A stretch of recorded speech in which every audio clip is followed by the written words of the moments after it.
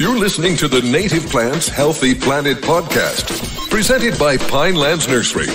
Here are your hosts, Fran Chismar and Tom Kinezic.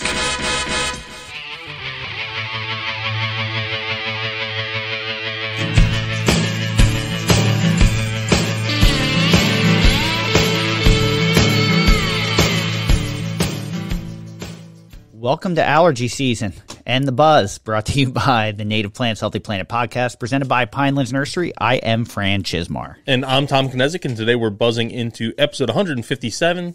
And do you have allergies? No. All right. I shouldn't say no. Much more mild than anyone else I know of. It's mine are hit or miss. Like when I was a kid, they were really bad, and some years they don't really affect me. This year, yeah. And I've recently thrown my back out, so I'm trying very hard to not sneeze. Yeah, because it's like a double whammy.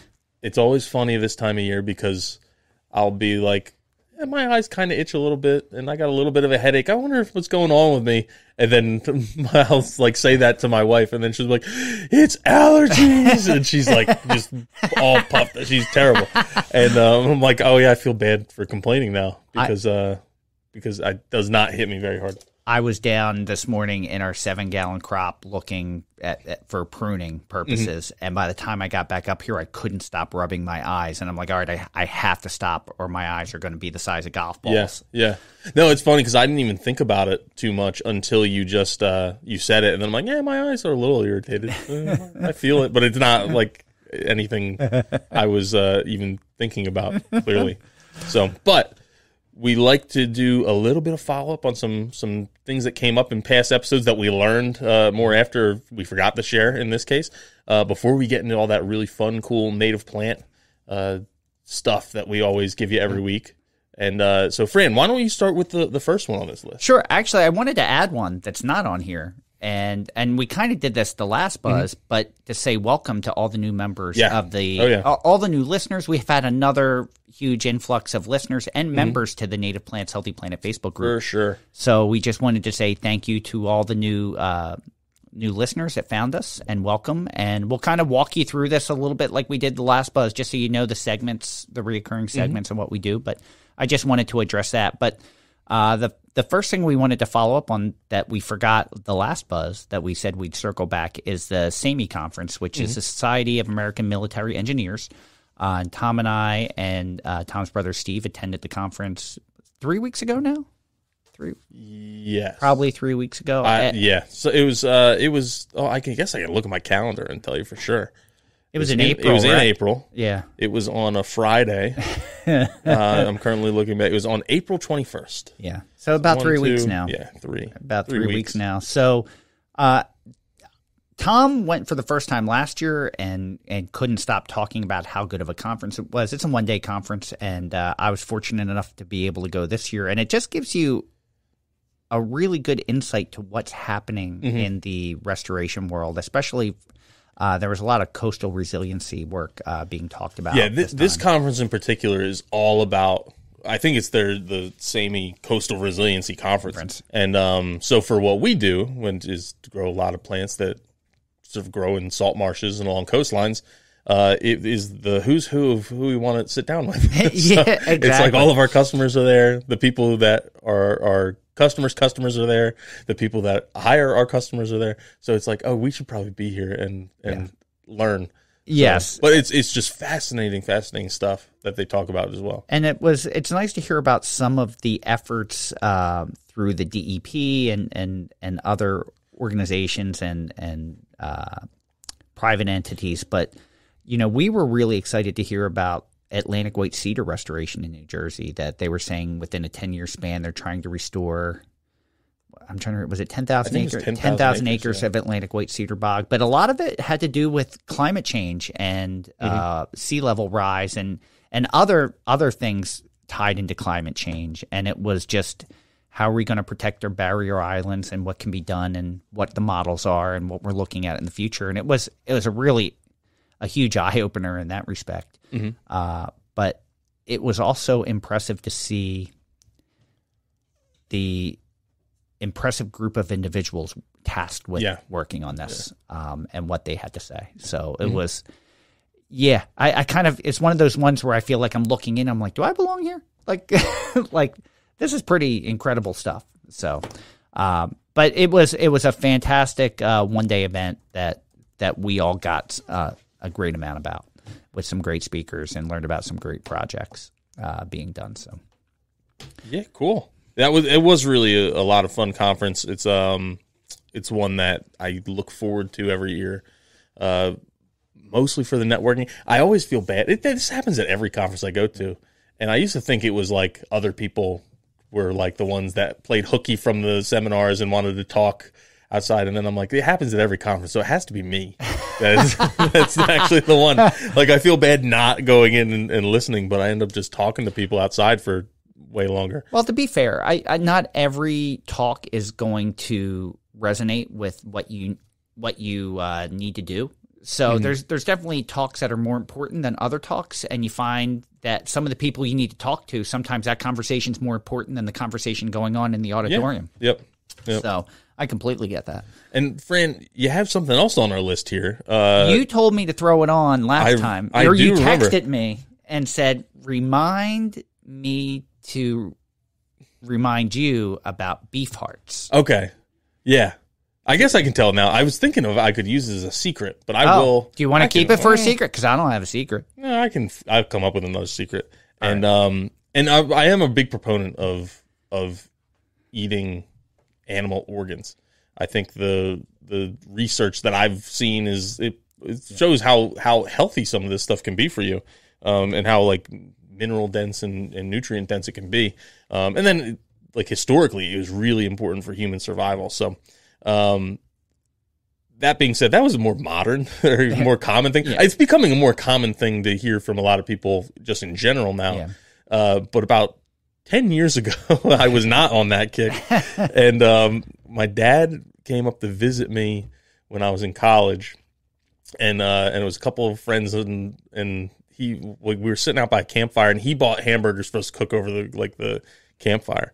And I don't remember what brand it was, but we had these hamburgers, and we're all eating them after we grilled them. Like, oh, maybe the wood was a little. They just tasted. It wasn't like they tasted bad.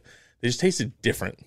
Okay. And I'm like, I'm gonna just look at these, see what they were like. Real fatty, like they shrunk up. Like it was. They'd start out big and they shrink. So which usually means that they're pretty fatty. So I was looking more for the fat content of the hamburger, and that I'm looking at. Somehow I've like stumbled on the ingredients list, and it was like the number one ingredient was beef hearts. Really? Meaning that like most of it was beef heart. In fact, I think like ground beef was way down the list. Really? It wasn't even like in the top 3 or 4. And I wish I remember the brand, because they honestly don't taste bad. Was it frozen or was it fresh? Frozen. It was a frozen patty. And they don't taste bad. They just were different. They were like it's a very regional thing. But if you had scrapple, it was like if you had scrapple, but not with the seasonings in it. Okay. It just had like that same like texture, like super crispy on the outside, like really fatty, and then just like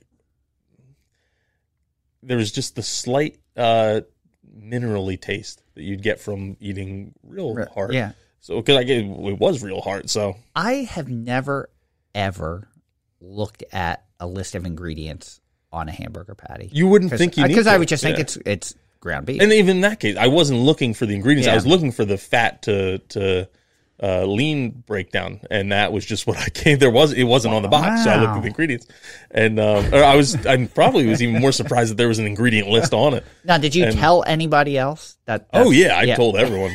And then flash forward probably like a few years later, and I was playing in a lacrosse tournament. So I'm in my early mid-20s, and I'm playing a lacrosse tournament in Ocean City, Maryland, and with 30 other like guys that are in the same range. We rented a couple houses down there, and we had a little fire pit in between, and that was what we cooked on. And I became like the cook because I like to cook. Yeah.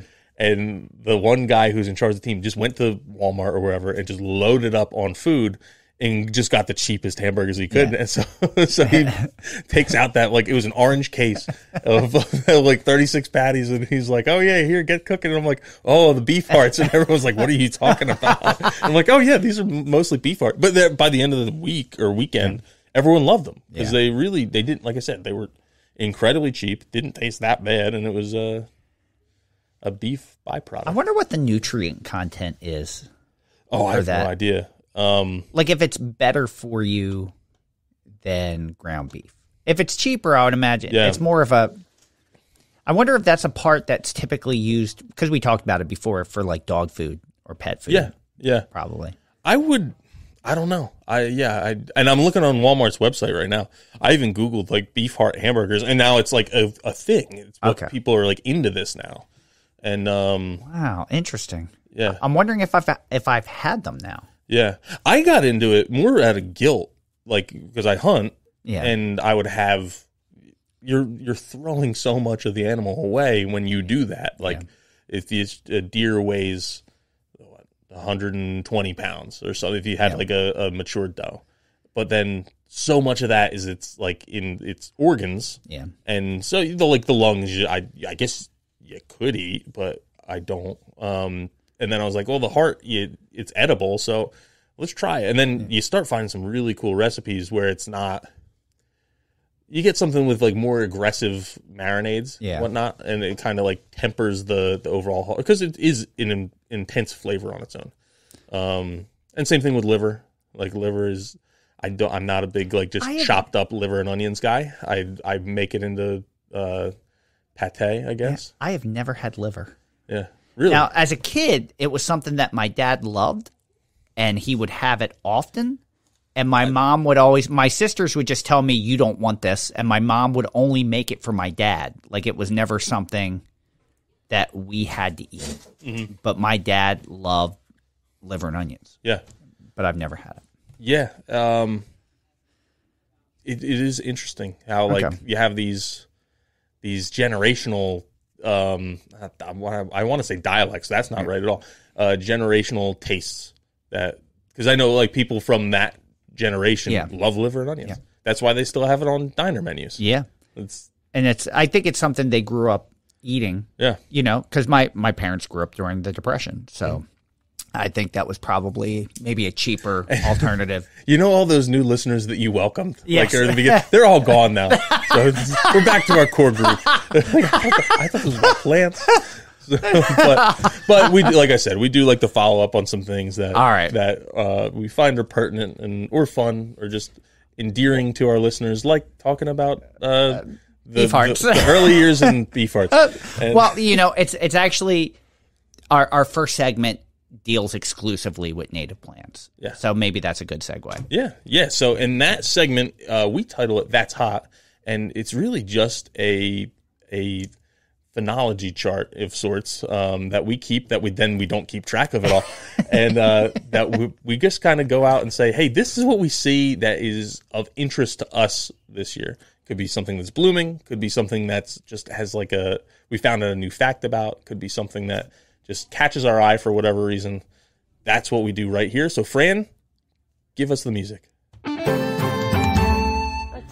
For once, I actually got it right. I didn't mess up and hit something wrong. And Fran, I'm interested in yours, all right, and why you picked yours, so I'm going to let you go first. Well, mine would be Allium trichocum, which is wild ramps or wild leeks, and it's because you recently were able to sustainably collect some and share them with me. Mm-hmm. So I took most of them, and I'm trying to start my own stand where we can enjoy them for the future, and also establish them where they should live and can live and create a community as part of it. So I took. How did you use yours, by the way? From a cooking perspective? Yeah, cooking perspective. Oh, I've done all sorts of stuff. We used them two ways. So we just put them on pizza the other night. That was one of the ways. And I just made like I made I haven't perfected my like Trenton tomato pie yet. Okay. But I'm trying, and I put some ramps on that one. Yeah. And then we just did it was torn fresh mozzarella, olive oil, and ramps. Nice. And just did that, a little bit of salt on top, or a little bit of Parmesan cheese on top too. And then that was phenomenal. I also sauteed some a little bit crispy with some peppers, and did it with a sausage, like a mild sausage. And that sounds really good. Yeah, we did it on at my hunting club at our meeting. I cooked for that, and I just chopped a whole bunch up really fine, and then mixed it in with potatoes and roasted them. And nice! That really sounds good. That's a good idea. So yeah, nothing like frying potatoes and baking potatoes in a lot of fat that kind of fries them. Get some crispy, and then just mixing that garlicky, oniony flavor. Oh, it was really, really good. So it just made me appreciate something that you can forage, that is native, that kind of is very trendy right now, and is getting over harvested in a lot of places. Not necessarily, and we're going to talk about this more. This is going to go save for later for take it or leave it. So I'm actually going to stop talking about that right now. But I took the description from wildflower.org. Which is 2 long, glossy, oval leaves appear in the early spring and wither away before smooth. 6 to 16-inch flowering stalks mature. Small white flowers occur in hemispherical terminal clusters, and the plant has a mild onion taste. Did you saute any of the bulbs, or did you just do leaves? I didn't. I just did leaves. I planted all the bulbs, yeah. In late April, before this species comes into flower, the people of the Great Smoky Mountains gather the plant for their annual Ramp Festival. Foliage and bulbs can be used in salads and soups. Native Americans treat its stings with juice from the crushed bulbs. The blooms are white to yellow June through August. Native Maine to New Jersey, west to Nebraska, north to North Dakota. It takes shade in rich, moist soils. Grows best where there are sunny conditions in the early spring. Crushed foliage and bulbs have strong onion flavors. May be eaten. Some allium species can become weedy in warmer climates. This I thought was interesting, this part. Edible parts, the leaves, bulbs, and bulbettes. Field garlic is too strong for most tastes. Gather leaves during spring and fall. Gather the bulbs in the second year when they are large enough to use like cultivated onions. Flower stem bulbettes are collected during the summer. Used as domestic onions for seasoning or raw in salads. Bulbs can be used raw, boiled, picked, or for seasoning. Their strong taste can be reduced by parboiling and discarding the water.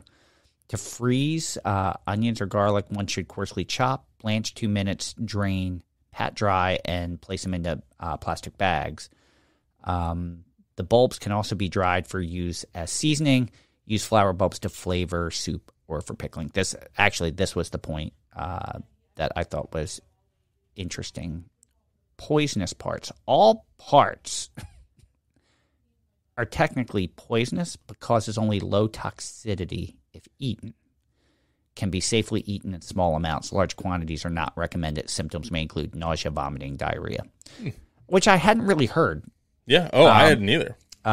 So I thought that was really interesting, that technically we're eating them and they're good. And because it's such a strong taste, you're really not using large amounts. You're really using small amounts. I beg to differ. I was using large amounts. No, I really was. A little goes a long way. Yeah.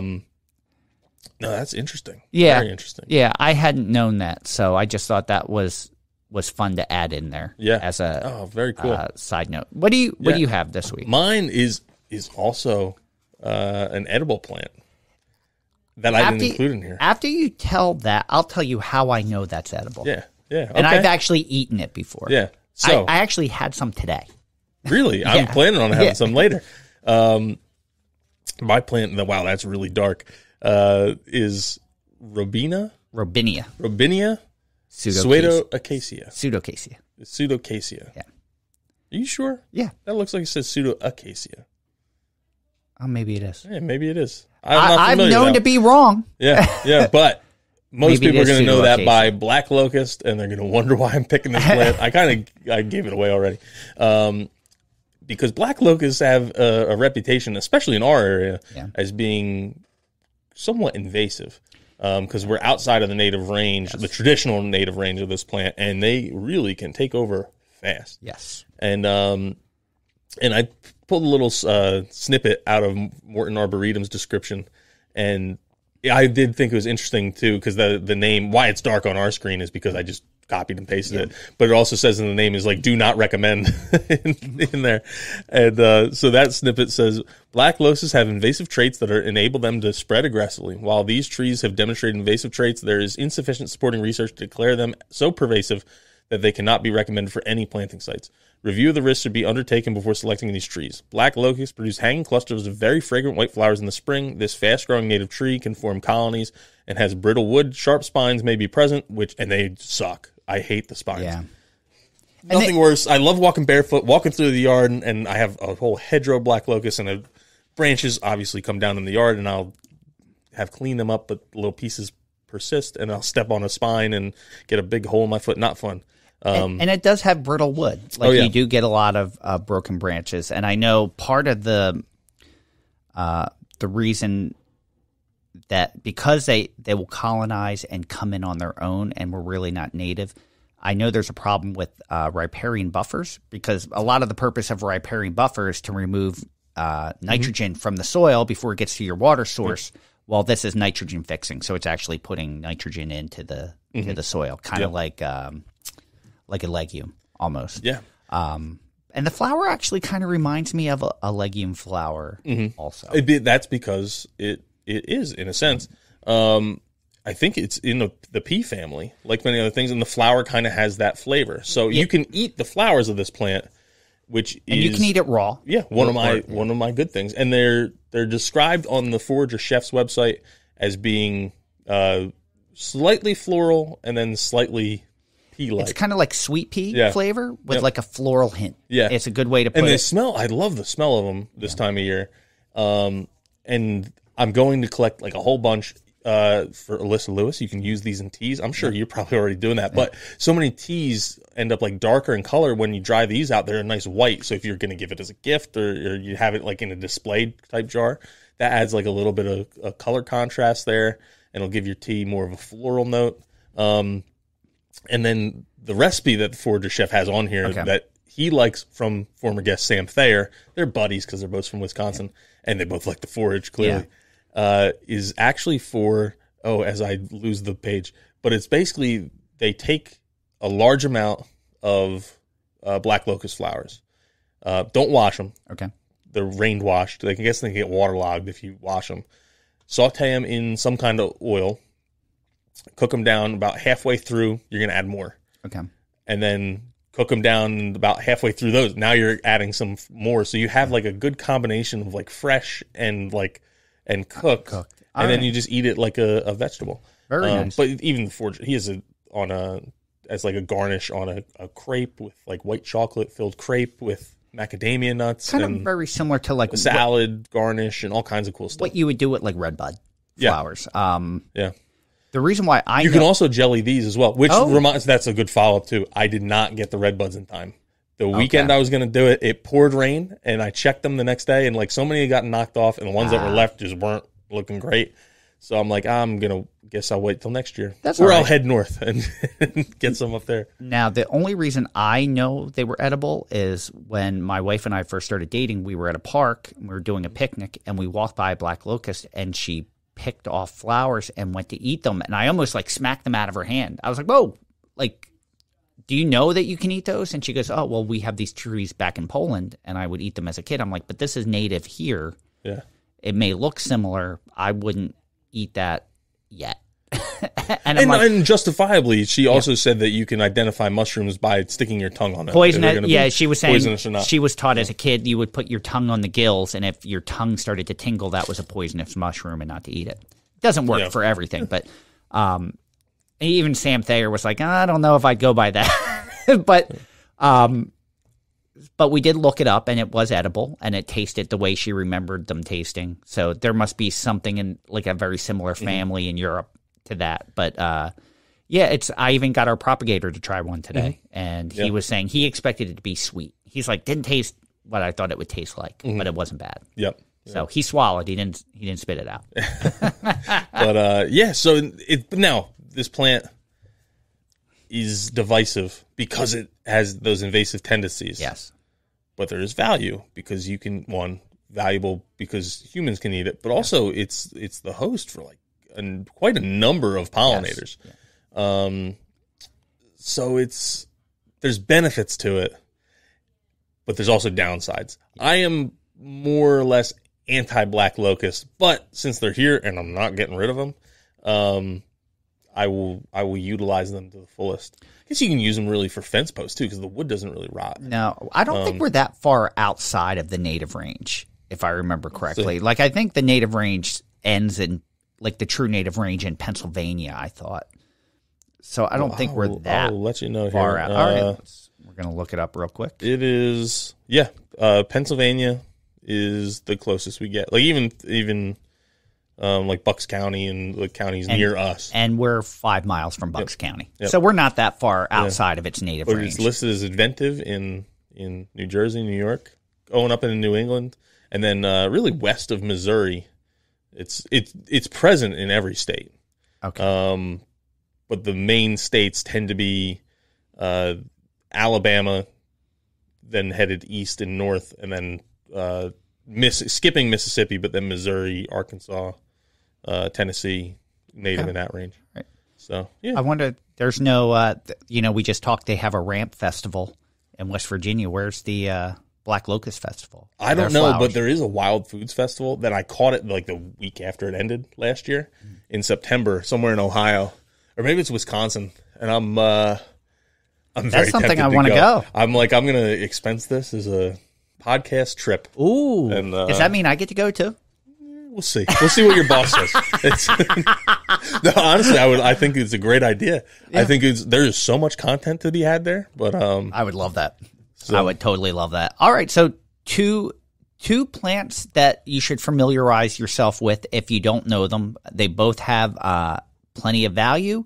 The one's a little more controversial, but whether it's controversial or not, it's a native plant. You should get to know it. So it may even be something you want to put in your yard. Maybe you have problems getting something established, and that's the right conditions for it. So get to know those. But now is the time that we go to our semi-weekly botany-based current events that we always, because like anything else, we have to make it a competition. Let's head to this or that. You can get with this, or you can get with that. So we do have a winner. What we do is Tom and I both present current events that have to do with ecology, mostly native plants.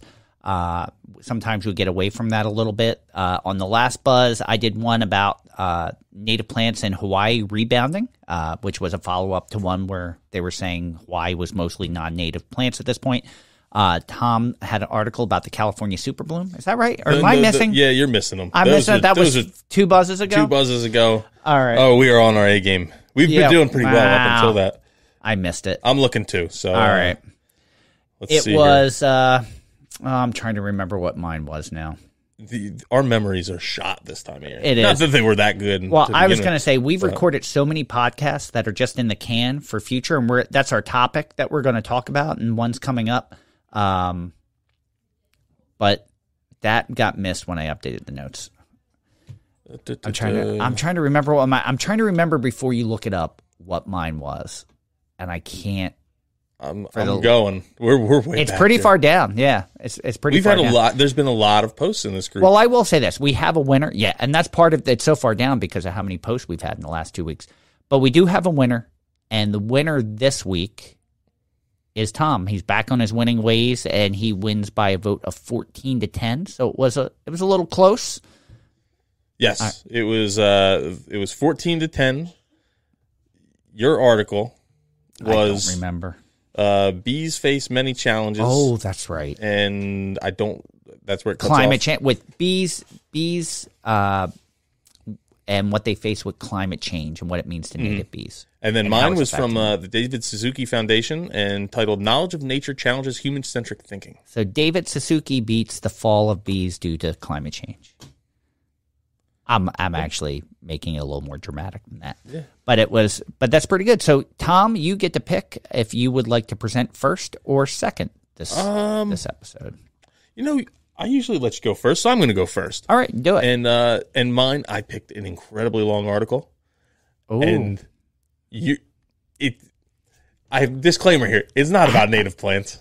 It's not about cougars. It's about houseplants of all things. Oh, all right, okay. But I think it ties in really nicely with a topic that we're going to talk about later. So maybe I'll let you go first, because then we can segue. Maybe. All right. So mine is, of all things, it popped up in the Trentonian. So if you're local to New Jersey, Trentonian is, how would you classify the Trentonian?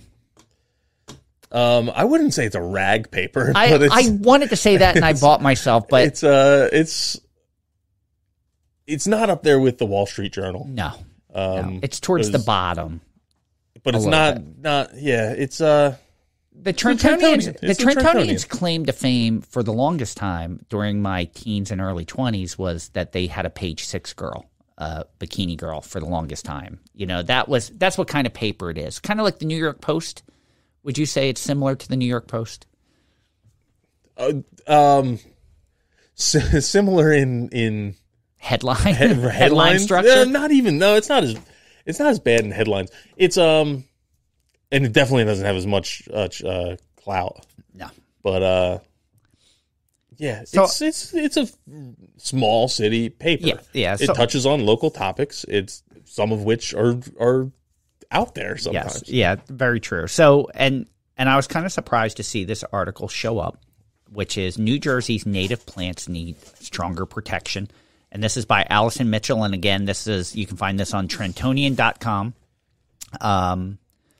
You wouldn't guess it from its name, but the wild plant called sensitive joint vetch has beautiful, buttery yellow flowers with red centers and veins. Its name comes from its leaves, which fold slightly when touched. American chaff seed is another wild plant, which we actually talked about on an episode that you won't hear for 3 weeks. And we also talked about it a long time ago. With Dr. Dwayne Estes. Actually, in an episode that you just heard recently with Dr. Dwayne Estes. American chaff seed is another wild plant whose name gives little clue about its attractive blossoms, large tubular purplish yellow flowers on a sturdy stalk. Then there's small world pogonia, a delicate orchid that grows in hardwood forests. Sea beach amaranth, which grows on sandy beaches and whose purple edges leaves outshine its tiny white flowers, and swamp pink, a wetlands plant with bubblegum pink flower clusters on slender stalks. And that's something Dr. Emil DeVito talked about. What do these plants have in common? They're all New Jersey natives that are globally rare and seriously imperiled. They're listed as endangered by the federal government and somewhat protected, but these and many other rare native New Jersey plants need more help to ensure they don't go extinct and become lost forever. New Jersey has about 2,100 native plant species, that is, plants that occur naturally and without human introduction in our state. About 800 are considered rare and of conservation concern by the state's Natural Heritage Program, run by the Office of Natural Lands Management under the Department of Environmental Protection. While New Jersey has only a handful of federally listed plant species, there are 356 native plant species listed as state endangered, meaning they're the ones closest on the brink of regional extinction. Native plants face many threats, including habitat loss due to development. Preserving natural lands helps protect native plants against development. But even on preserved lands, exploding deer populations, competition from invasive plant species, illegal use of off-road vehicles, ill-conceived habitat alteration projects, and an ever-increasing threat of climate change are whittling away at rare plant populations. Sadly, New Jersey's rare native plants have few protections under the law, except in the Pinelands and Highlands regions where permit reviews offer some protection. The state is required by law to keep a list of endangered native plants, but it's only that, a list with no teeth. If we want our rare plants to continue to exist, we as a state need to do better. For example, a population of a rare wildflower called twinleaf, Jeffersonia diphylla, named for Thomas Jefferson, is currently threatened by a proposed state Department of Transportation highway project within Washington Crossing State Park. The DEP is working with the DOT to adjust its plans to avoid impacts to twinleaf and other rare plant populations. But success is not guaranteed because there are no rules specifically protecting rare plant species at this natural heritage priority site in the state park. Since tougher regulations could never come in time, only strong public advocacy can help ensure the plants are protected. One positive development for native plants is that, thanks to the efforts of the 11 New Jersey-based Garden Club affiliates with the Garden Club of America, the state legislature recently passed a joint resolution designating April as Native Plants Month. We talked about this with a future guest as well. It was signed by Governor Murphy on April 14th. The resolution calls upon public officials, businesses, educational institutions, and citizens to observe the month by planting or providing regenerative care to native plants, removing non-native invasive plants, and engaging in educational activities to learn about the benefits of preserving native plants. According to Wendy Major, conservation chair of the Garden Club of Princeton, the GCA became involved in this cause to highlight the critical importance of native plants to sustaining healthy ecosystems and biodiversity. She noted that many animal species, including pollinators, butterfly caterpillars, and birds, are at risk of extinction because of non-native plants aren't part of the food chain they depend upon. The native plant moth resolution is a small but important step towards building momentum for stronger protections. Native plant month, not moth. Right now, this state we're in is far behind neighboring New York and Pennsylvania in safeguarding our rarest native plants. Another important step is the introduction of the Senate Bill S2186, aimed at stopping the spread of invasive species through better regulation, including a ban on the sale of invasives, which Tom has been you spoke to the state about that. The legislation would also reinstate the New Jersey Invasive Species Council, an advisory group that was eliminated in 2010, which I believe your father was a member of. Here are some other steps that should be taken. So we're just about at the end of this. Enact a new state law making it illegal to harm rare native plants, just as it's illegal to harm threatened and endangered animals. Under state law, wildlife belongs to the people of New Jersey, not the owners of the land on which it's living. People can't just go out and kill a bald eagle or a bobcat, and shouldn't be allowed to wipe out plants threatened by extinction. The law should also create a designation of threatened as well as endangered for plants. Write effective regulations based on the law and hire enough staff to enforce the regulations. Unfortunately, the state's Office of Natural Land Management has had its staff cut repeatedly in recent years. The Office of Natural Land Management must be given the ability to revive and strengthen its natural heritage and natural area programs to protect native plants. Engage in effective enforcement of illegal off-road vehicle activities on both private and public lands. Continue to buy and preserve key conservation lands to contain habitat for rare native plants. The state buys some land directly and at the same time provides funding for private nonprofit organizations like the New Jersey Conservation Foundation to acquire and preserve land. Speak up for native plants, support the invasive species bill, and urge your legislators to pursue strong protections for rare native plants. Future generations deserve to have them, and the animals that rely on them living on this earth. So, and then they give some links to New Jersey Native Plant Society, the Office of Land Management. I believe the person who wrote this article works for NJCF, if I remember correctly. An employee one of those. I have it right here. I don't know why I'm saying one of those. Allison yes, Mitchell, New Jersey Conservation Foundation. Yeah. So, and it's nice to see an article bringing to light some of these struggles about plants that a lot of people don't know about. They may have walked by them by accident and not even known what they were looking at, but so many of these are so special and so rare, and their habitat, so many of these rare species depend on symbiotic relationships with other rare species, so they can't just occur anywhere. You can't just propagate them and throw them out because there's not enough seed to even do that, or the conditions exist to create that. So we have these special things that kind of get overlooked in the scope of so many other things, and I kind of like that we're a little bit behind the ball, but momentum's building, like the invasive species bill, and it's just kind of nice to see that. Yeah, it's another one of those things where you wonder how many things we didn't find before they were the last one left, and all that kind of stuff, and you don't want it to like I always think about. Someone in the office the other day asked what Xerces stood for, the Xerces Society, and I was like, oh, it's an extinct butterfly that went extinct, I think, in the 50s. So you don't want to have something else named after something that we kind of let disappear. Yeah.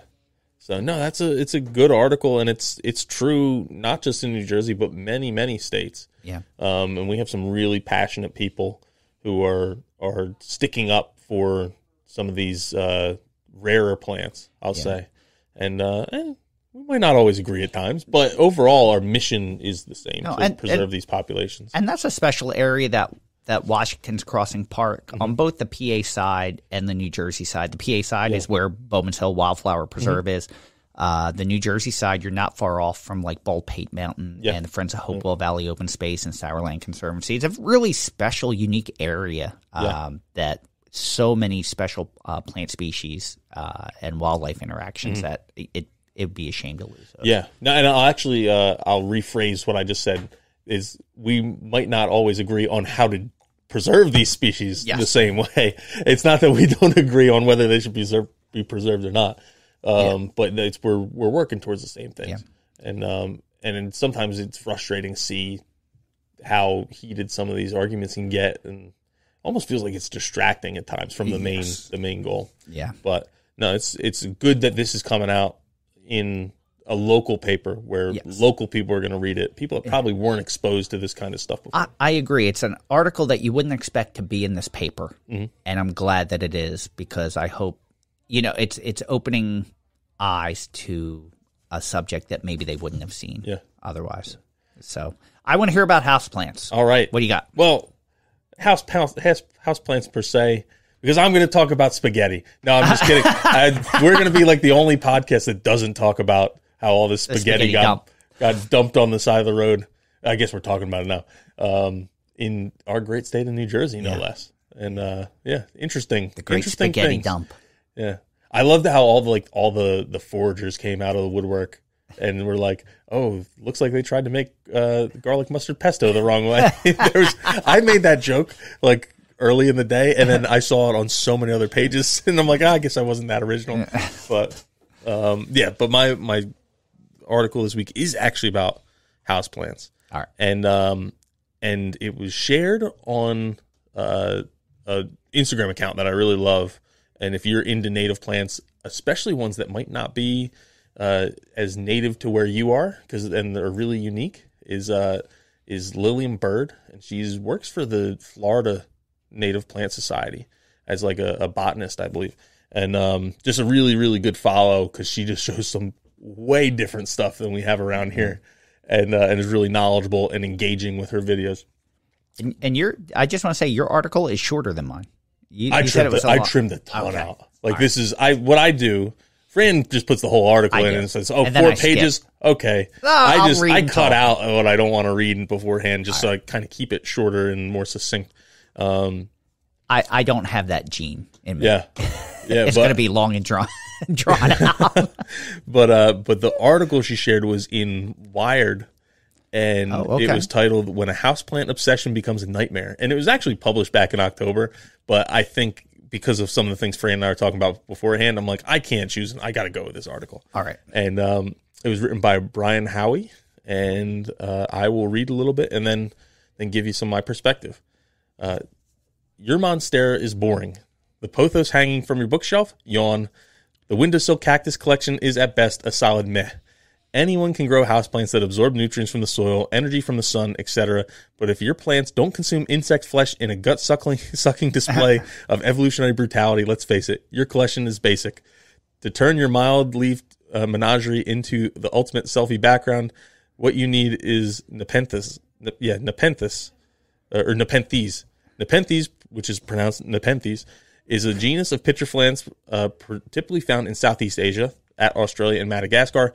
Note, not the United States. The plants produce vase-shaped contraptions that grow from emerald leaves fanning off a vine, each one topped with a mouth-like opening and shielded from the rain by an umbrella lid. The pitchers secrete a sweet nectar that insects find irresistible and inebriating. After a sip or two, sugar-drunk bugs stumble into the mouths and fall to their doom, landing in a pool of digestive juices enclosed by walls so slippery that even the stickiest footed fly can't escape. The drowned corpses slowly dissolve, and the pitchers absorb their nutrients like a stomach, allowing Nepenthes. Great article, Tom, for someone who can't pronounce ordinary words. Why did I choose this one? Allowing Nepenthes plants to grow in nutrient-poor soils. It's the macabre survival strategy that makes the plants so bizarrely beautiful and so coveted by hobbyists. But buyers beware, Nepenthes collecting, as I eventually learned almost too well, is next-level stuff. There's a lot more of these plants than fertilizer and YouTube how-tos. They're botanical prima donnas, liable to walk out of on life without notice if their specific needs aren't met, and your new hobby will shove you into a strange world. There's something dark in the pits of those pitchers, and it's not the rotting bugs. If you fall in, you may land in an acidic soup of crime, addiction, and existential angst. See, I couldn't not choose this article. No, it's all these words I can't pronounce. It's very fun. Very well written. Carnivorous plant nurseries charge hundreds, occasionally thousands of dollars for desirable species. These expensive specimens are often tiny, decades shy of Instagrammable maturity. If Matt, who was one of the focal points of this article, was going to collect the best of them, he'd need a cheaper source. So when fellow hobbyists shared an eBay listing in a fairly priced Nepenthes rigidifolia, an extremely rare species that few collectors grow, Matt was intrigued. The vendor lived in Indonesia, where that plant comes from. Matt's research had taught him that importing plants without the proper certificates was illegal, but the seller assured him everything would work out fine. Matt clicked buy it now. As he connected with more sellers from Malaysia and Indonesia, some of his orders had arrived, tattered, dirt and moss still clinging to the roots. Horticulturally produced Nepenthes don't typically come with the patchy, sunburnt leaves these plants had. They looked as they'd been plucked straight from the unforgiving rainforests where they grew naturally and where they were protected by local and international law. Matt wasn't just importing plants illegally, he was importing illegal plants. As I tumbled in this world, I found a group of fellow plant dorks dorking out. Many collectors were kind and accepting, and some were vocally against poaching, but after I had explored the community further, sifting through the rumors of scams, theft, and sabotage, I began to understand this dark truth. Ignorant and uncaring collectors were quite quickly eradicating their favorite species in the wild. Poaching threatens more than a quarter of the genus, according to the recent ecological survey, and 13 species have nearly vanished from the rainforest. The problem has only gotten worse, according to Adam Cross, a co-author of the survey, as demand remains strong and it becomes easier to access formerly secluded Nepenthes populations. If this isn't addressed, Cross says, these species will be extinct in 5 to 10 years or sooner. Some are already gone. When Matt bought his Nepenthes rigidifolia on eBay in 2012, that species still existed in the wild. Today, it's most likely extinct, living only in collectors' greenhouses. Many species grow only on 2 mountaintops, nowhere else, and reproduce so slowly that poachers can devastate an entire species in a single visit. Poaching has gotten so bad that Cross's colleagues have stopped announcing when they discover new populations of endangered Nepenthes. If they shared even a photo of the habitat online, the plants would be gone. He says, collectors' primal desire to own these plants has turned them into the grim reapers of their own obsession.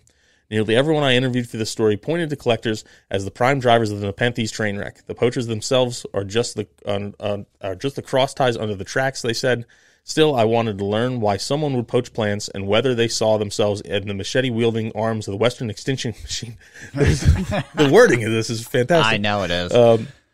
So when an American Nepenthes nursery owner tipped me off that a Malaysian man had recently tried to sell him poached plants, I reached out, and after a series of awkwardly translated WhatsApp messages, arranged a meeting with a professional poacher who I'd call Saya.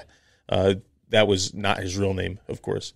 A few days later, I watched a hand-rolled cigarette bounce haphazardly from the corner of Saya's mouth as he explained his poaching process. It was very simple, he said, via an interpreter. Go to the forest, find the plants, ship the plants, pay the bills.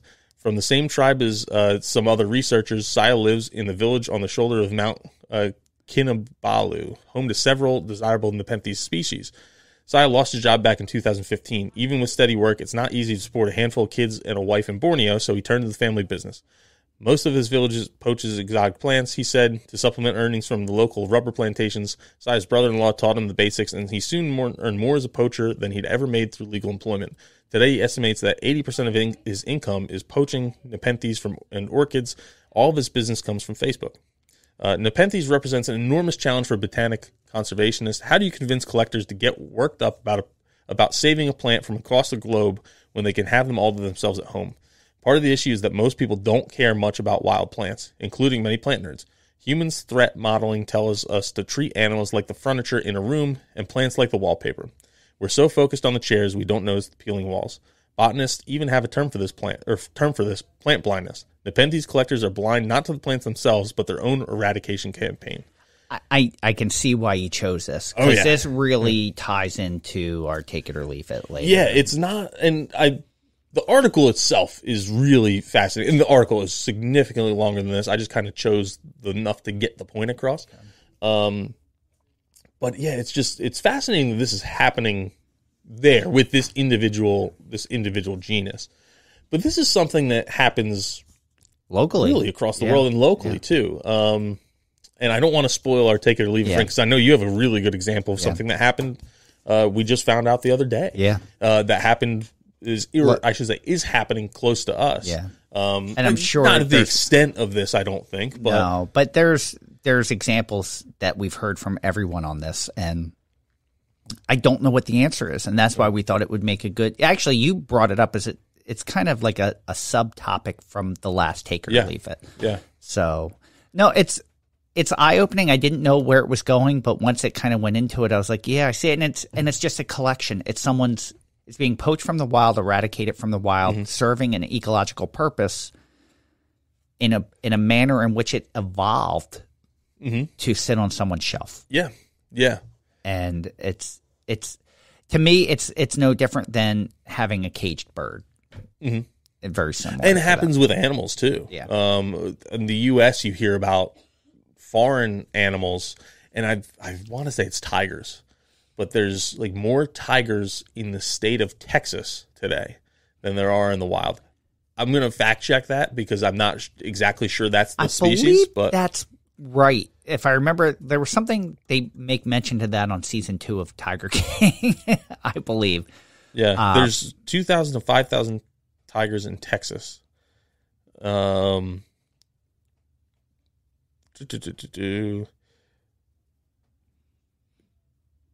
this is a long article. I'm not reading this whole thing.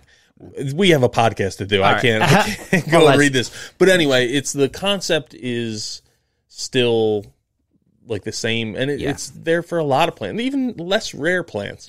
There's the whole topic revolving like sustainable collection, and collection can be really important in a lot of cases. But just fascinating article, and while it is not a native plant here, of course, I think it's a concept that's applicable really across not even just plants, but other wildlife genuses. So 2 great articles. On Monday, we will post the poll on our Native Plants Healthy Planet Facebook group, and you can go there and vote for the winner because there has to be a winner. So make sure you go and vote because... And of course, the choice is yours. Stay tuned for more of the Native Plants Healthy Planet podcast, presented by Pinelands Nursery. Hi, I'm Casey Clapp. And I'm Alex Croson. And we're hosts of Completely Arbitrary, the podcast about trees and other related topics. Each episode, we talk about one species of tree. We first teach you how to identify the tree in its native habitat, and then we share a story about that tree and its place in history, ecology, mythology, food, sociology, and lots more. Then we give the tree its titular arbitrary rating from 0 to 10 golden cones of honor, and we play a silly tree game before answering a listener question. If you're a fan of Native Plants Healthy Planet, we think you'd love our episode on the black cottonwood, wrongfully scorned, rightfully wrong, all about the ecological role that cottonwoods play, contrasted with their reputation in society. Or you may be interested in our episode on the sweet gum. Liquid amber flows from it, where you'll hear me and Alex debate the merits of this tree from an ecological and arboricultural perspective. Find new episodes of Completely Arbitrary every Thursday anywhere you listen to your pods, or explore our vast catalog of tree stories from around the world.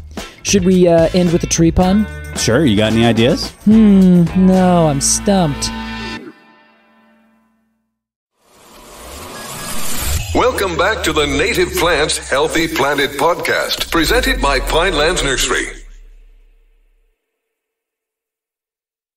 I am thinking listener shout-outs. Okay. What do you think? Yeah, let's do it. Listener, shout out. So in this segment, if you're new to the show, this is where we give a shout out to listeners that we've had interaction with in some way or another. Tom typically will give a shout out to someone that leaves a written 5-star review on Apple Podcasts. We had 5-star reviews this time, but no written. Yeah, no one wrote anything, so I can't tell who did it.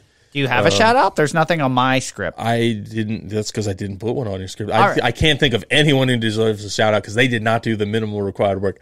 I'm kidding. I have a couple people picked out, All right. but I'll go in the meantime. So Yep. I was fortunate enough to visit a gala at the Bowman's Hill Wildflower Preserve, And I got to speak to so many fantastic colleagues of ours, and I got to meet a lot of new people. So I wanted to give a shout out to Julie Davies, who I met at the gala and is a listener of the podcast.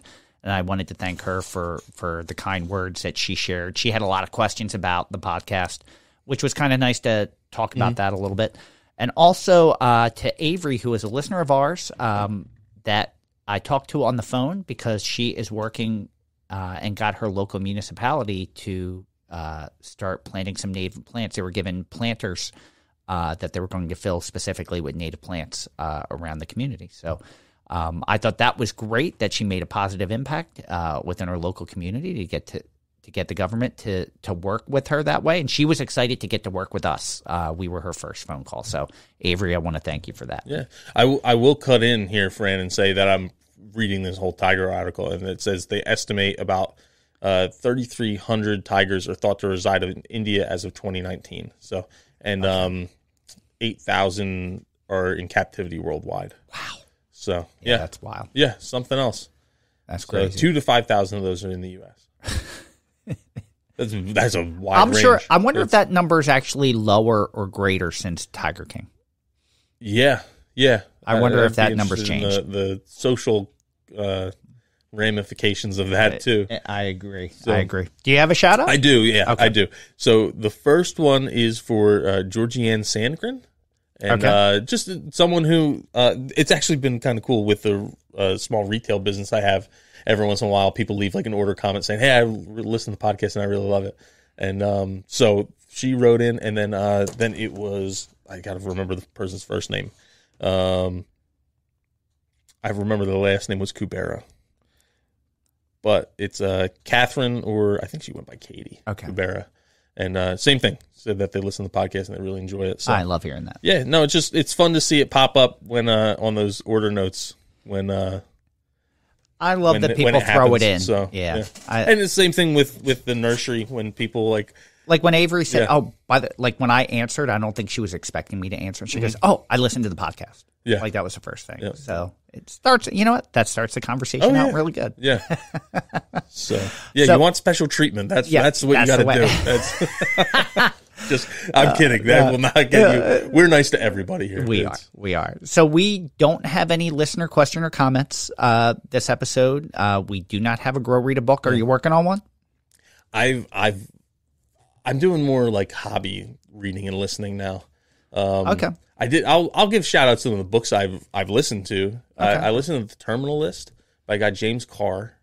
That was if you're into like military-esque type books. If you like the Jack Ryan series on Amazon Prime, I think that was a book too. Clancy book, right? Yeah, I never read the book, but that's like Hunt for Red October is that character. So very similar. The Patriot, I think. Very Jack similar thing there. I also listened to the book Remarkably Bright Creatures. I don't know that. My wife was listening to it and said, "You might like this." So I listened to that, and that was by of course, I forget. Like, Bright Creatures. Looking it up right now. It is by Shelby Van Pelt, and that was a fun one. And now I'm listening to one called Mad Honey. Oh, and it's about the main, or one of the main characters is a beekeeper, for her occupation. So, and that book is by Jennifer Finney Boylan and Jodi Picoult? Picoult? Yeah, something like that. Is the Mad Honey fiction or? Yeah, I believe it's fiction. Okay. It's one of those things. So we use the Libby app at home, and for whatever reason, I never remember the PIN for my library card. So then I can't borrow anything. So I borrowed off of my wife's card since they're linked. Yeah. And then that was one I'm like, I don't know if I borrowed this or my wife borrowed it. Turned out she borrowed it, but then she started, you want to listen to this with me? So we listen together to books sometimes, and then we have our own little book club over dinner.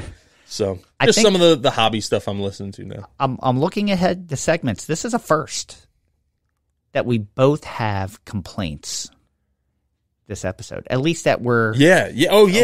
It's typically one or another. But it's funny because I forgot I left this in. We skipped it last time. Yeah. All right. And I left it in, so I got to remember what my complaint was. All right. Well, since you don't remember, I'll I'll kick into mine. So we have talked before on this podcast about companies that spray for mosquitoes, and that you can't put a reentry sign on for the other pollinators, say, don't enter, 24 hours, we're only trying to kill the mosquitoes, and how this spray work also takes not only mosquitoes out, but their predators and beneficial insects and pollinators. So I was at lunch leaving work the other day, and someone down the road had a company sign out because they're using a mosquito service. And I noticed that mosquito service had been awarded a best of by the local paper.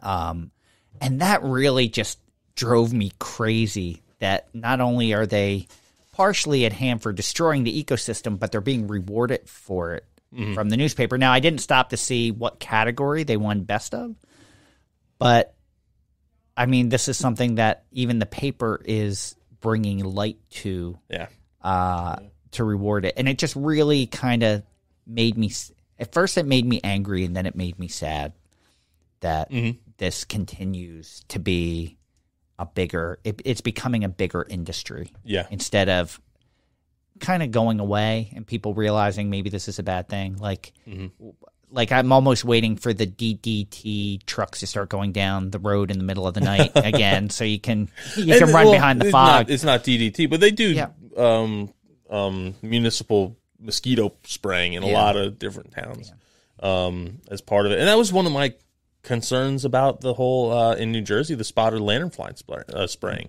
They're giving out grants to townships to do that. Yeah.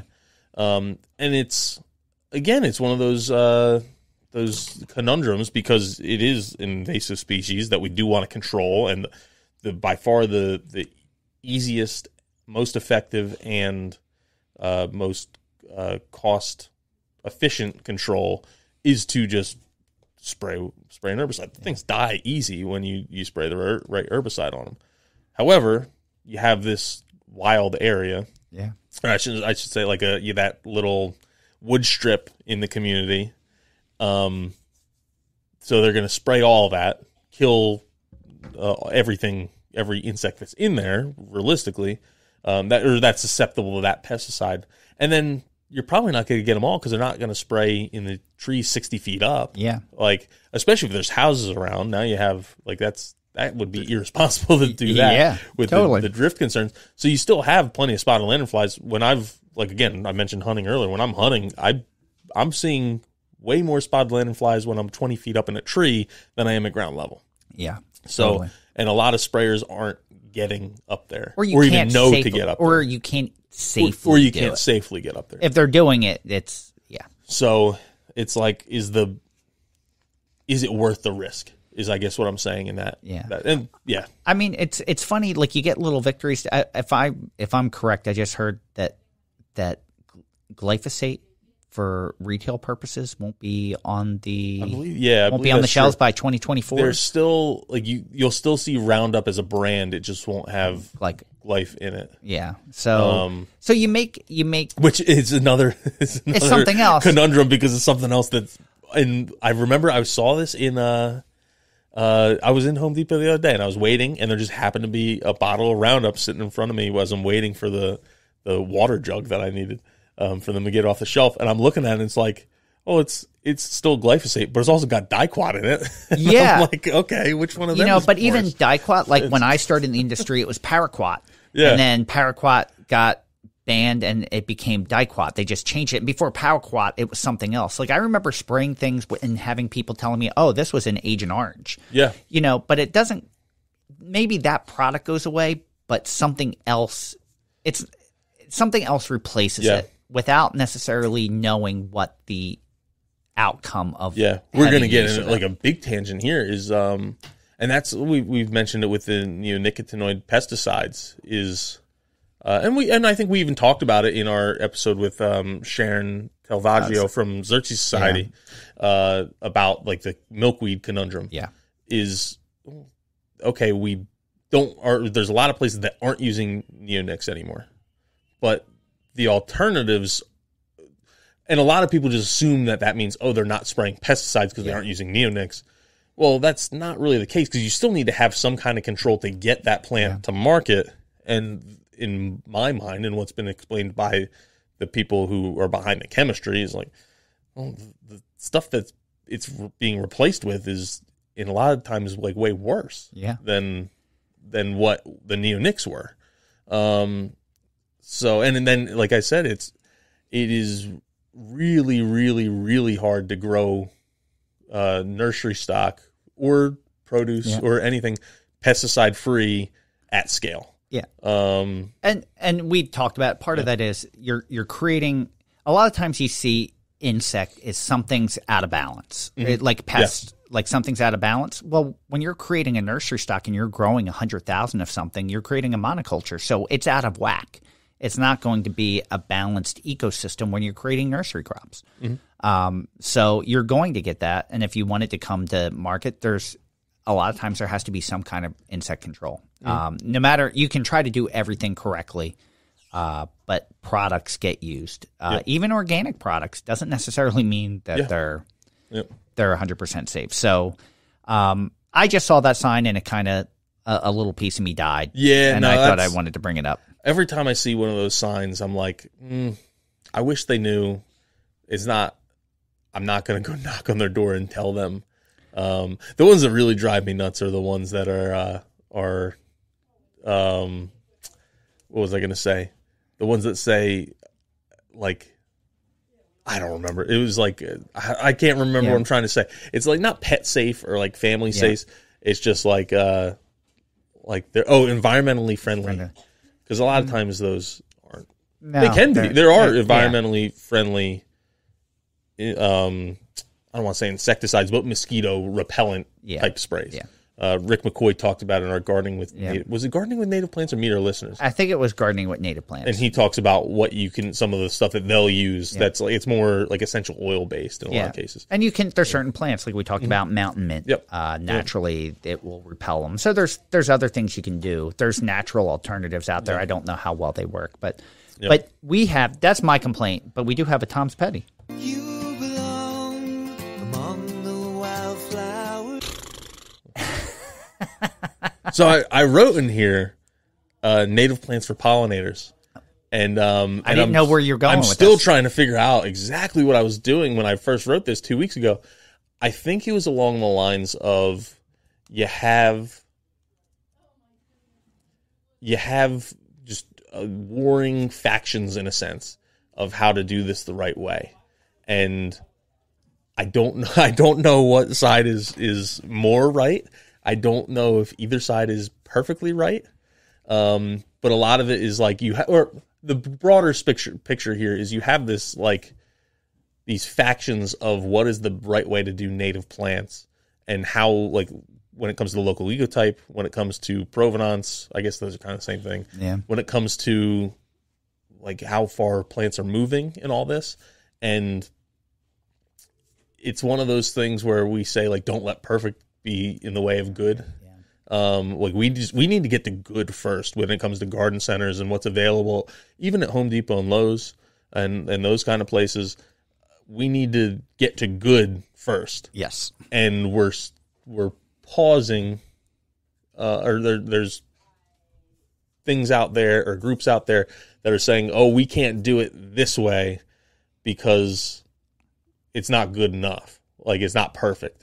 And I agree with them to an extent, because native plants, if you go get too lax with it, the message gets corrupted. Yes. We're already seeing that to an extent where you'll have plants that are labeled native plants, but it's a plant from the desert Southwest, and it's showing up in a garden center in Massachusetts. Yeah.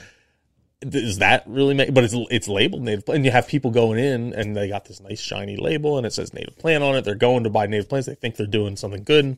And in a lot of respects they are, but is it as good as it should have been? Were they misled in a sense? That's definitely happening too, and we don't want that to happen.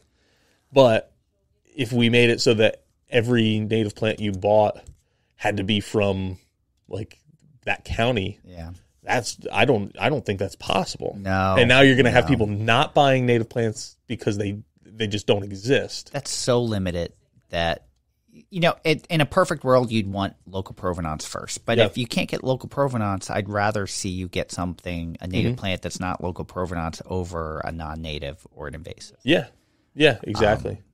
And I don't buy. Oh, I shouldn't say I don't buy into it. I don't think when I'm buying native plants, I'll get stuff from like our range adjacent or something that's even outside of our range and is a native somewhere else south of here. But I'm not thinking of climate change when I do it. I'm thinking of this is a cool plant. I enjoy it. It adds a little bit more interest to my garden that someone else might look and say, hey, that's a really cool plant. Oh, well, all these plants in my garden are native / quasi-native to here. So it's that's what I think about when I'm getting that stuff. But yeah, it's and there's a couple articles that are in a podcast I listened to, and the one podcast was talking about like a rift in the native plant world, and I'm like, I'm not going to like this. And I listened to it, and I'm like, oh, I actually agree with a lot of that. And a lot of it was just you have some folks out there that are just really, really extreme with if I'm getting a native plant, it's got to be from here. And or it's got to be from like my backyard, and it eliminates choices. But you can't hold everyone to your own standards, and we've talked about that too. Let everyone take that journey. If that's something you're into, I think that's great. That's awesome. But that doesn't mean like we have to get to a standard where I'm going to the garden center, where I'm going to Lowe's, Home Depot, I'm going to Walmart, and I'm seeing more native plants than invasive plants at this point. We aren't even there yet, let alone native versus non-native. It has gotten better. Yeah. It has improved. I will say, because I look every year, this year was an improvement over last year, but they're still invasives. They're about equal number, and it's small amounts of both, which is interesting. Yeah. So the bulk of it is non-native or cultivars or non-invasive. So it's a lot of filler. Yeah. And it's one of those things like I have conversations where I'm somewhere in the middle is what I'm saying here. And I have conversations with both sides where people say, hey, we need more local provenance native plants. Yeah. Like, I agree. And then I'll talk to some of my nursery friends that are primarily grew all non-natives. And now they want to add more natives. And this is great. But they're like, this is what you have people asking for is just way too restrictive. We need to just have, like, we need to loosen up a little bit and just let us get native plants out there. You need to work that. And I'm like, I agree. The answer is somewhere. You need to have regionally available native plants. I agree. So if there's stuff available for the Mid-Atlantic and stuff available to the Midwest, we got to get to there first, but therefore we can take the next step. Because I think what happens when we get too restrictive up front is you just have people who don't even get on board. They can't get on the bus because this is what I'm supposed to do. I physically can't do it. Yeah, I'm not doing that. I cannot find those plants. It's already hard enough to find native plants. We can't hold them to the next standard. I agree. So, especially if we're going to want people who are their landscapers are getting native plants and they don't care what plants are in their yard. They're just getting native plants. If we're getting to that point, we can't be that restricted. No, we keep talking about widening the circle. It doesn't matter if a select handful of us plant only natives. It's not enough. We need more people just to plant a couple natives. Yeah. It goes a lot longer. It's a whole homegrown national park concept. Yeah. So, I think that's what I was trying to hit on with that, but no problem. Well, I'm just looking at time, and we still have a lot of stuff to cover, and we're well over an hour already. So we'll kick in. As a topic, we didn't really have a real topic, but Tom and I have had the real luxury of actually recording episodes in advance with guests that we actually have a few in the can and a few scheduled to come up that we're really excited about. And we just wanted to share some of those guests and topics. Typically, we wait to the last minute to let everyone know, or we don't even tell you until it comes out. And that's typically because we don't know. But we have had the American Littoral Society with Captain Al Majeski talking about coastal resiliency and some of the work that they're doing, and we're really excited. That one will be out next week. We had a great conversation with Uli Lorimer of the Native Plant Trust. That was the first time in all these episodes that I forgot we were recording a podcast. It was, and Uli said it after we stopped recording. The only thing missing was a few beers, because it was like we were sitting around at a conference talking shop, and it got pretty not controversial, but we really dove into some of the stuff we just talked about too, and his perspective, which is on the same spectrum, but it's a different place on the spectrum than I think I am. And Fran, I know we're close together, Yes. but we're not at the same point. Exactly. So. And the one thing I loved about the conversation with Uli is Uli has done so many podcasts. You can hear him on Independence Plants, so many other things. I think this is you're getting a different conversation than you've heard from him. So I really hope you tune in. That's going to be the end of May, beginning of June before you hear that one. Yep. The other one coming up that we're going to record soon that Tom and I are both excited about because we're both listeners is Completely Arbitrary. And I know we aired one of their ads on our episode last week, but these are two guys that we really enjoy listening to, and we're excited to have them on just to talk shop and just pick their brains. So we're excited to have them on. If you don't know them, listen to a couple episodes. They're actually doing a series where they're revisiting trees that they've done previously. So they do one tree an episode where they really dive into it. They give you the history, how to identify it in the wild. The knowledge it's a podcast that you and I couldn't do. It's a ton of. So you would think it's a lot of research, which I'm sure it is, but it's much a lot more of polished. Yeah, and we are. But it's a lot of knowledge, and some of it's known. But there are so many great things. I learned how to pronounce the botanical for Douglas fir. I've been pronouncing it wrong the whole time. So start there. It's which is Pseudotsuga menzii, and then they talk about things that maybe aren't native, but they'll explain why something is a bad choice, and then they rate it afterwards. Yeah. So you get your cones. They rate it on the cone up scale. to 10 golden cones, and actually they're revisiting some of those. I'm halfway through today's episode of Dawn Redwood, which I'm truly enjoying. So it gives you a little bit of everything with humor and tons of knowledge. So listen to that before they're on. That will probably be mid-June that you'll hear them. And we have. Can we talk about some of the ones that we haven't scheduled yet? Do you want to? Or I don't want to get people's hopes up. All right. There's one that we can't believe we're having this person on the podcast.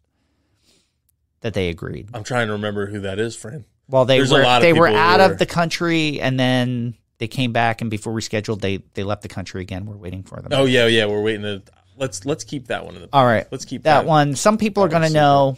Some people aren't going to know, but the people that know are going to kind of be shocked that the person's coming on. And we have another author that was scheduled, but we kind of we doubled conflict. up. Yeah, it was our scheduling app let them book for the same time, so we had to.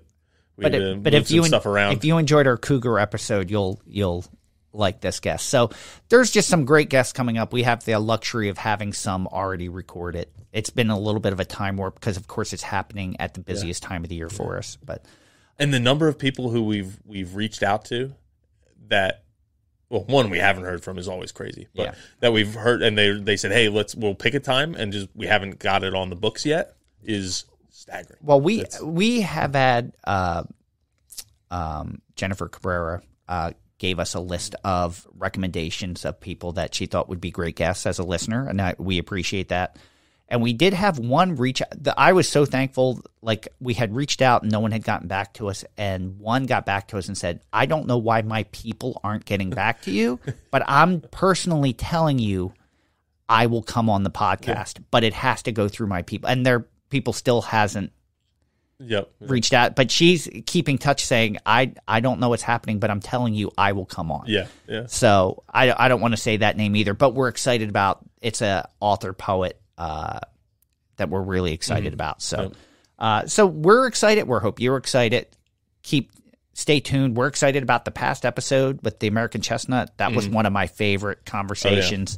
And I learned a lot about that. And the response to that one has been phenomenal. And if there's someone you want to hear from, let us know too. Go in the Facebook group or send us a message, Instagram, email, any of that. We read them all as long as we see them. Yeah. We can't always respond to everyone, but we try. But that's we're always up for suggestions, and I know some of the times we get suggestions of people that we've been working on already. So there's plenty of people, like Tom said, there's plenty of people that we've reached out to. Yeah, when we get those suggestions, we say, hey, if you can tell them too. Because we're trying and it hasn't worked yet. So, but. That leads us to take it or leave it. We kind of teased at this one that we're going to save it for this one, and we've talked about things that are leading us to this, which I'm glad we kind of saved it to the end. And our take it or leave it is sustainable. I don't want to say collection, more foraging, sustainable foraging or sustainable collection. Yeah. Yeah, I think there's a whole gamut of things here. And you had talked about foraging, and if there's a small population and someone takes a few, and then someone else later in the day takes a few, and by the end of the day, there could be none left, even though everyone kind of tried to be. Yeah, that my example specifically was like with morel mushrooms, and I've heard of this happening where you'll have a patch, and maybe there's 50 in the patch. And a guy comes in and says, I'm not going to take more than 10%. I'm going to leave my fair share. So they take 5 or 10 or something like that. And then the next person comes along and they see a patch of 40. And then they think, I'll take 4 or 5.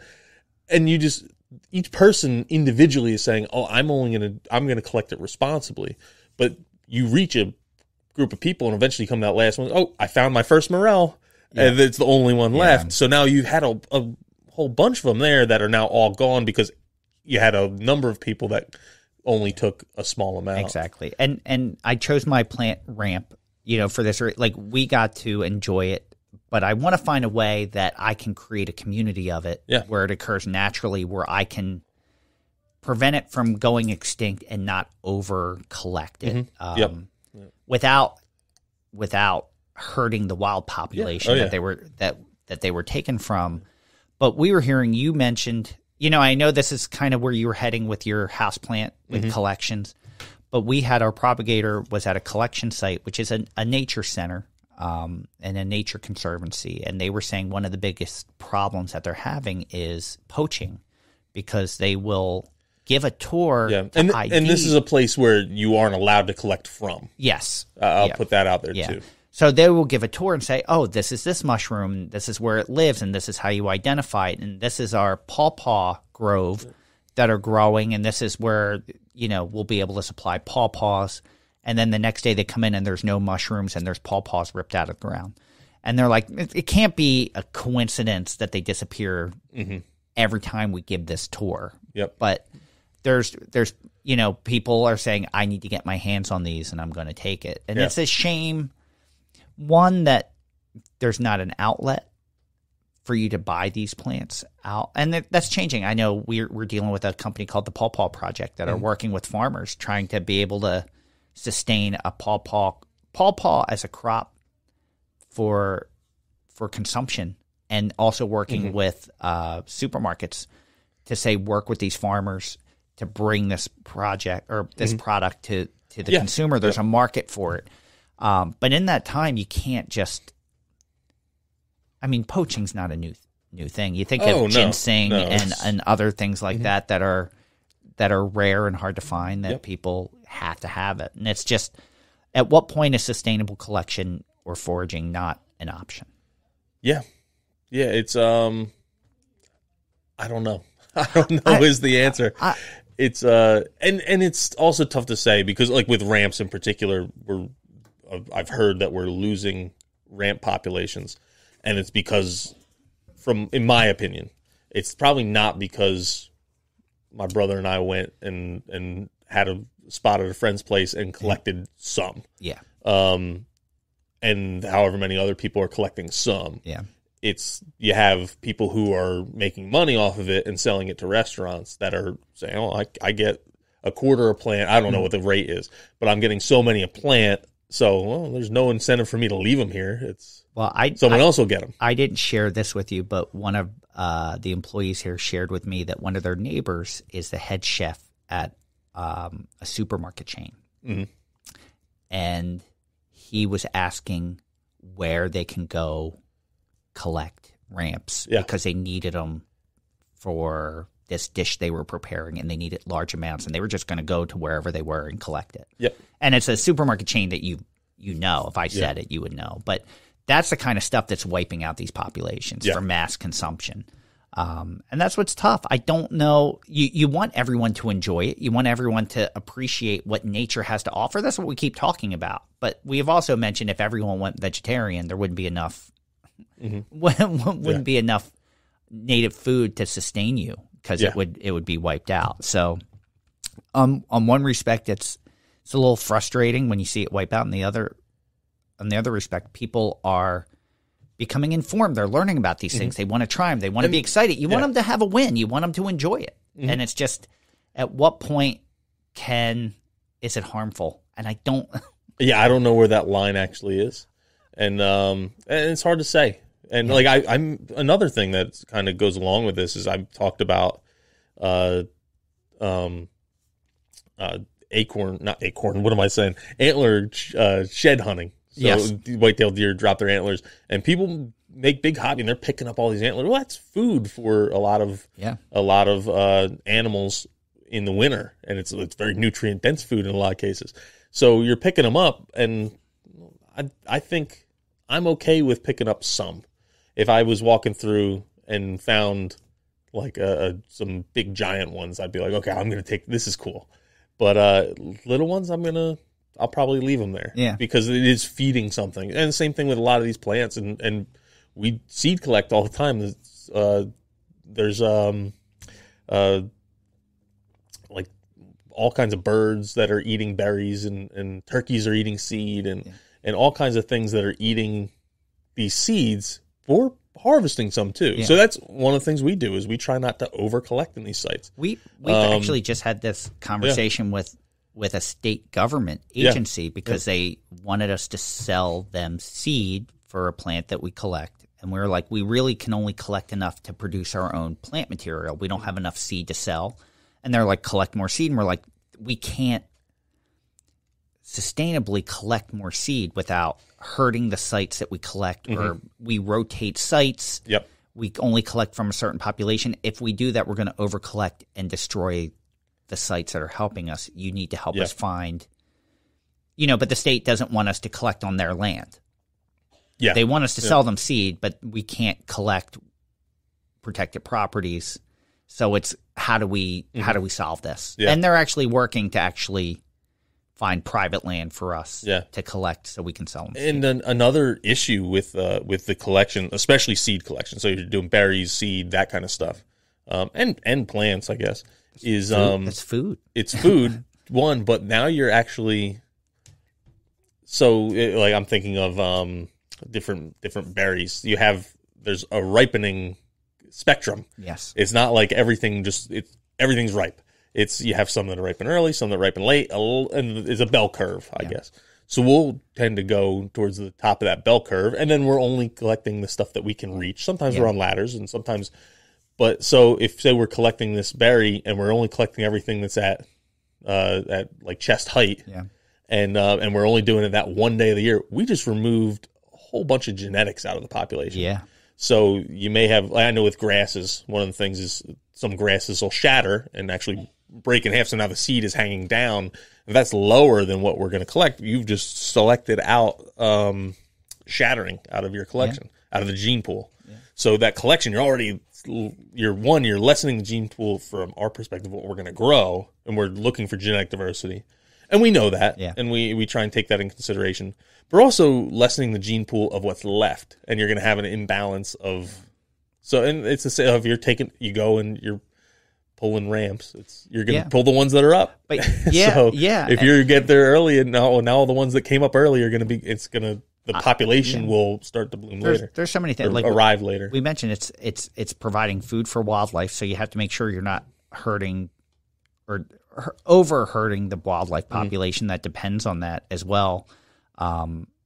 There's just so many factors going into it that you just have to be cognizant and careful of.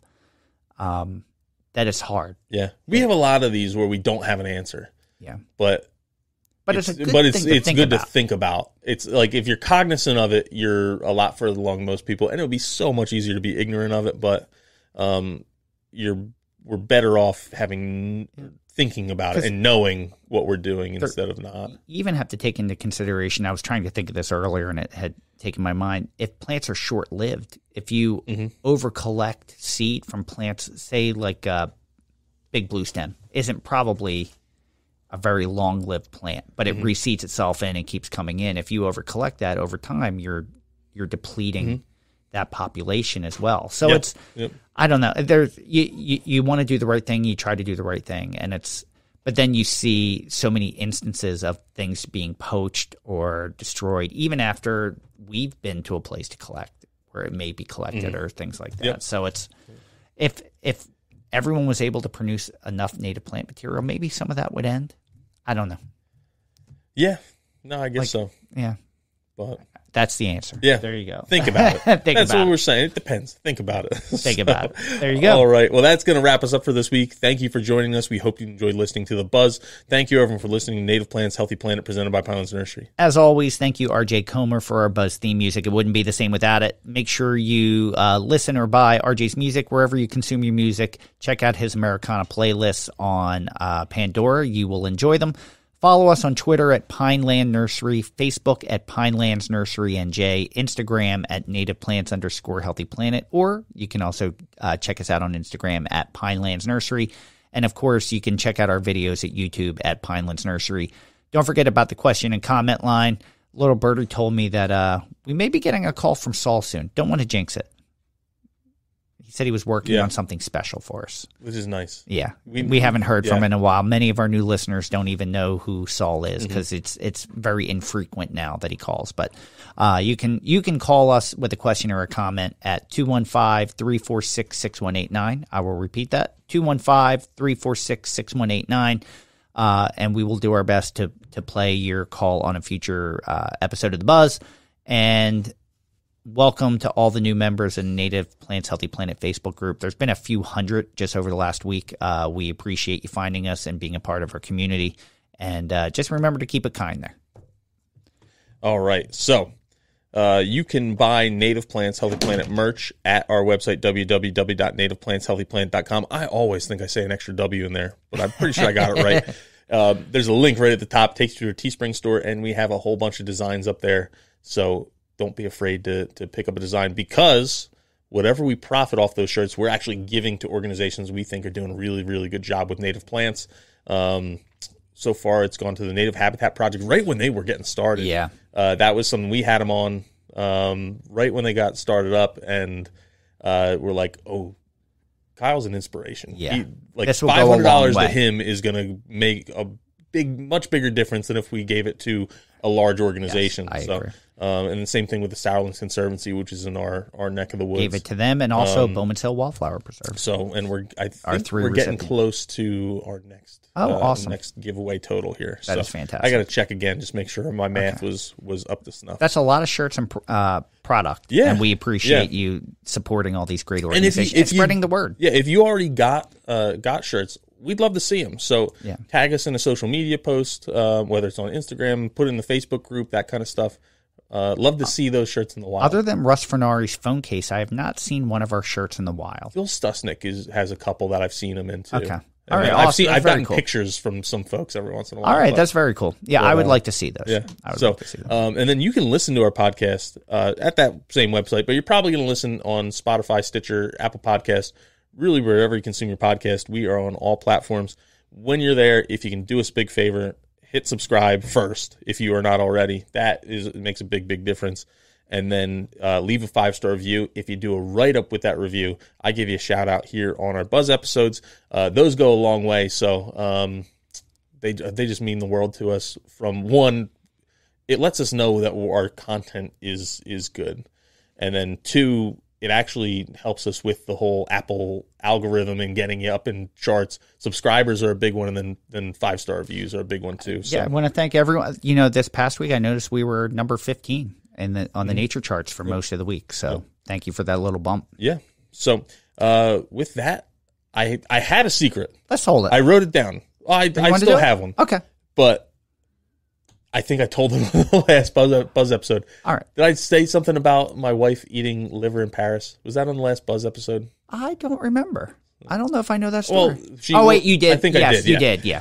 Anyway, Okay. So I do have a different secret, and I Okay. mentioned I made ramp pizza, which is a great way to consume ramps if you haven't. Omelets are also really good. Like the potato way I did it was really good. But I think I probably make, and this is a bold claim, All right. but for like homemade pizza, I think I might make one of the better pizzas in the county. Ooh.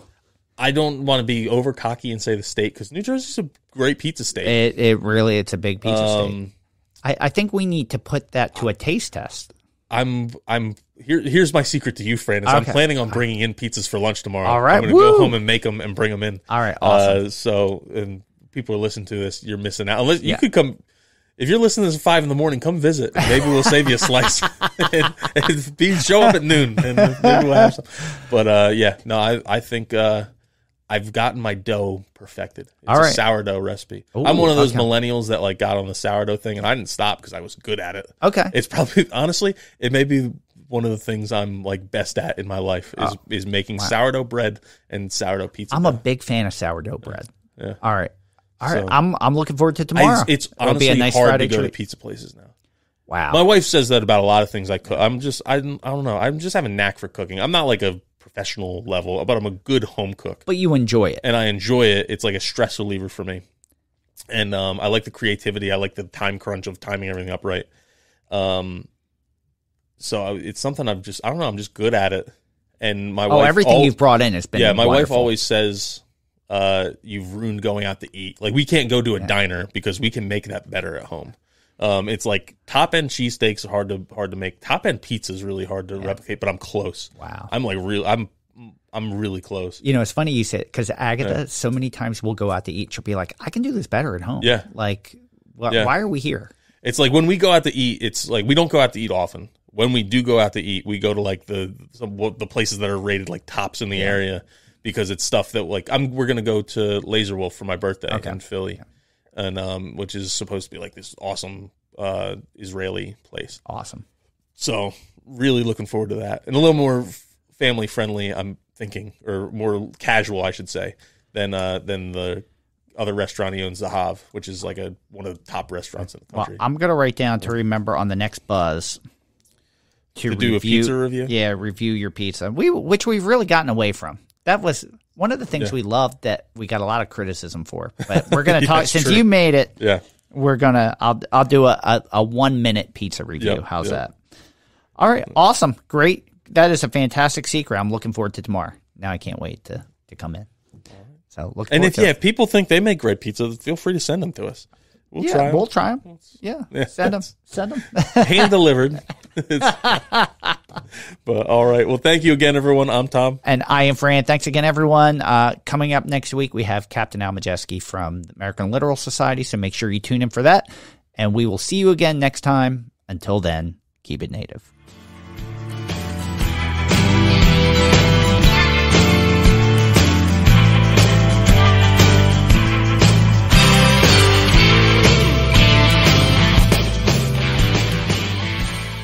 Thank you for listening to the Native Plants Healthy Planet podcast, presented by Pinelands Nursery. Remember to like, share, follow, and comment.